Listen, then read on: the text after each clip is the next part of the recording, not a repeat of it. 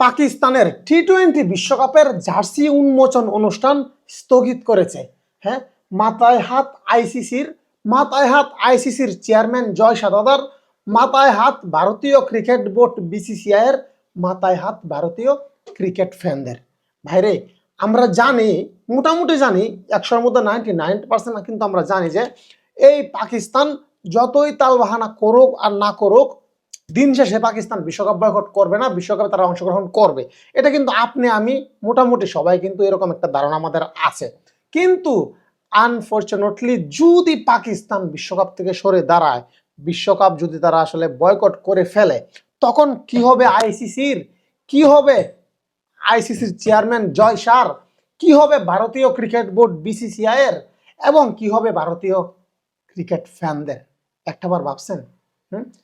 ভাবছেন একটাবার? এখন অনেকে বলবেন সমস্যা কি, বাংলাদেশের জায়গায় যেমন স্কটল্যান্ডকে নেওয়া হয়েছে, পাকিস্তানের জায়গায় দরকার হয় উগান্ডাকে নেওয়া হবে, তারপরেও তো বিশ্বকাপ হবে, খেলা হবে। ভাই হবে, ঠিক আছে, খেলা হবে মাঠে, কিন্তু কিন্তু দুধের স্বাদ গুলে মিটাতে হবে, দুধের স্বাদ বাতের মার দিয়ে মিটাতে হবে, দুধের স্বাদ বাতের ফ্যান দিয়ে মেটাতে হবে।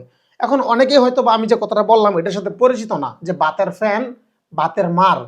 আমাদের গ্রামের ভাষায়, আঞ্চলিক ভাষায়, আমার জন্মস্থান হচ্ছে নেত্রকোনা বাংলাদেশের, সেই নেত্রকোনার আঞ্চলিক ভাষাতে মার হচ্ছে আমরা যখন ভাত রান্না করি, ভাতটা রান্না করা সম্পূর্ণ হওয়ার 5 মিনিট 4 মিনিট আগে ভাতের যে উপরে একটা পানি থাকে না, পানির অংশটা, সেটা কিন্তু ফেলে দেয়। যে পানিটা ফেলে দেয় সাদা অংশ, সেটাকেই বলে যে ভাতের মার এবং ভাতের ফ্যান। তো এই ভিডিওটা যে যেখান থেকে দেখছেন, আপনাদের এলাকায় এই ভাতের ফ্যান বা ভাতের মার বলি আমরা, ভাত রান্না সম্পূর্ণ হওয়ার আগে যে পানিটা ফেলে দেয় ভাত থেকে, সেটাকে আপনার এলাকায় কি নাম বলে ডাকা হয়, কি নামে ডাকা হয়, কি বলেন আপনারা অবশ্যই কমেন্টস বক্সে জানাবেন। জাগা সামনের দিকে আজ্ঞা, কি যেন বলছিলাম, দুধের স্বাদ গুলে, হ্যাঁ, দুধের স্বাদ গুলে মেটাতে হবে। যেমন স্কটল্যান্ডকে নেওয়া হয়েছে বাংলাদেশের জায়গায়। আচ্ছা, বাংলাদেশের সমর্থক কয়জন, দেশ বিদেশে মিলিয়ে, বাংলাদেশি ক্রিকেট ফ্যান, বাংলাদেশের খেলা ফলো করে, এরকম পৃথিবীতে কয়জন আছে?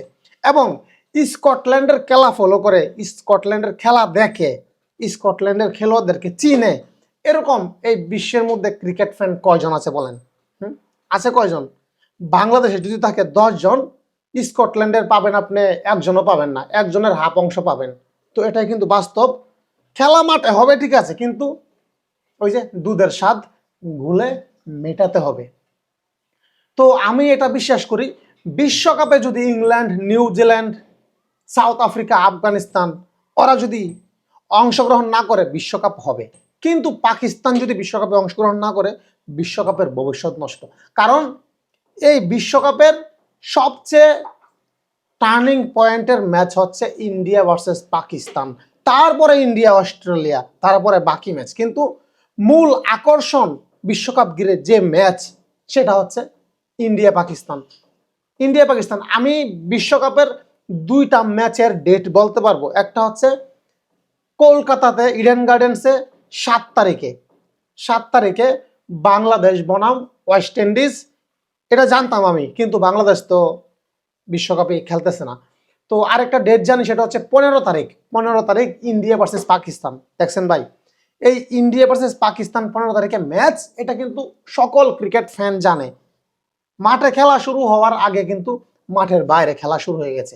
এটাই ইন্ডিয়া পাকিস্তানের ম্যাচ। তো সত্যি পাকিস্তান যদি শেষ পর্যন্ত বিশ্বকাপ থেকে সরে দাঁড়ায়, আমরা জানি যে পাকিস্তান নাটক করতেছে, সেই সাহস তাদের নাই। এত ডলারের লোভ তারা সামলাতে পারবে না। তারা দিন শেষে বিশ্বকাপে অংশগ্রহণ করবে, এটা আমি মোটামুটি 99% কনফার্ম। কিন্তু 1% যে কনফার্ম না, সেই 1%টা যদি কাজে লাগিয়ে দেয় পাকিস্তান, বিশ্বকাপ থেকে যদি সরে দাঁড়ায়, তাহলে কিন্তু ভারতীয় ক্রিকেট বোর্ড, ভারতীয় ক্রিকেট ফ্যানদের এবং আইসিসির মাথায় হাত ছাড়া কিচ্ছু থাকবে না। তো আপনারা অবশ্যই আপনাদের মূল্যবান মতামত জানাবেন, দিন শেষে কি হতে যাচ্ছে? পাকিস্তান কি বিশ্বকাপ থেকে সরে দাঁড়াবে, নাকি তারা নাটক ফাটক শেষ হওয়ার পর বিশ্বকাপে অংশগ্রহণ করবে? কমেন্টস বক্সে জানাবেন। হৃদয় ভাইয়ের কমেন্টস বক্স আপনাদের জন্য ওয়াল টাইম ফাঁকা।